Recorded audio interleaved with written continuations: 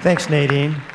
And I'd like to echo the prop to Citizens Bank that just helped my company quite a bit this last month. We're really grateful to them. I'm Carl Niedner. I'm with Kylo Company of Design here in Corvallis, and I'd like to speak about peeing my pants in the performance of my duties.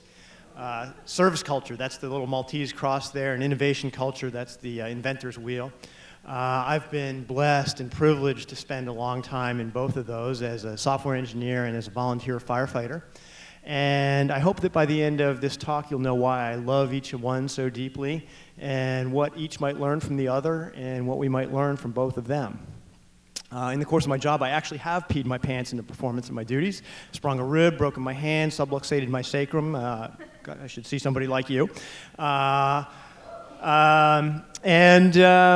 we care about our jobs and we give a lot to them. Here I get to make up a fancy pseudo-German portmanteau word, Werkengeist. Spirit of the work. Why do we do what we do? What motivates us? How does it differ between these two cultures? How are they the same? What can we learn? So I did a little research. Started with fads and fashions. Both geeks and firefighters, they love to have the latest thing. Little differences.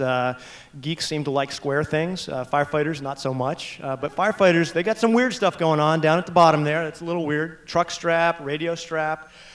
Where they come up with this shit, I don't know. But we hired a sociologist to dig in, came up with this theory. You can take or leave the theory, but it might say something about social utility of innovation. I'm not sure.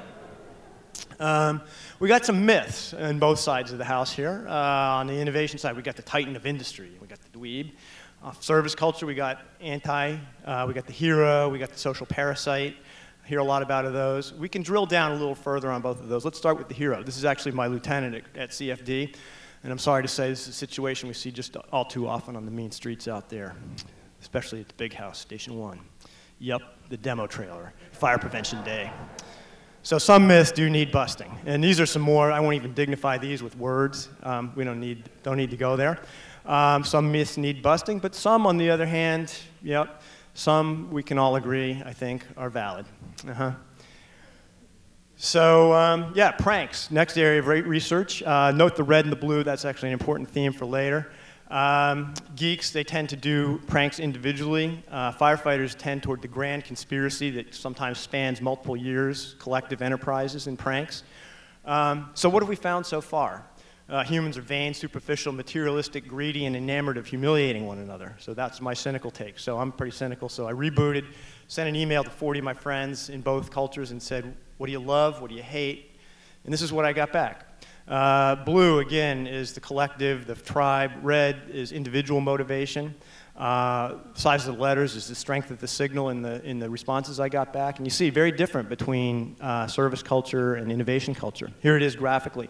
Innovation culture, service culture. Red for individual motivation, blue for tribal motivation. Again, innovation, much more individually driven. Service culture, much more tribally driven. So we're getting somewhere. Here it is in their own words. Blue for tribal, red for individual. The picture's actually kind of funny. I asked everybody to send me a picture, meaning of them. My former training lieutenant sends me a picture of a fish and a dog. That's why I hate firefighters. So here's a quote from somebody who's present tonight. Fantastic quote. And this parses the mythology, pushes it a little further. The red people tend to see the blue people as necessary, uninspired drones. The blue people tend to see the red people as glamorous, greedy, shallow, and materialistic capitalists, which I think we might all agree has a few echoes in our current cultural myth and some of the cultural myth warfare that's going on, where we might maybe just extend ourselves a little bit of love.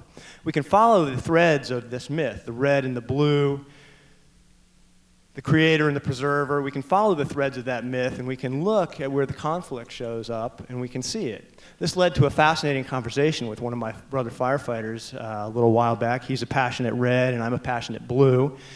And we tried to define what does it mean to be red, and what does it mean to be blue. And this is what we concluded, and we came to the further conclusion that both are right, both are necessary, and both are noble. Back to the research, I found that everybody had mentioned these to some degree. Everybody wants to have some control over their destiny, to love what they do and the people around them, to serve, to create, and to belong. So our little company, Kylo Company of Design, we're geeks, we love what we do, we're good at it, and we're doing something a little different to try to bring these two cultures together. And I hope to report on that next year. Thank you.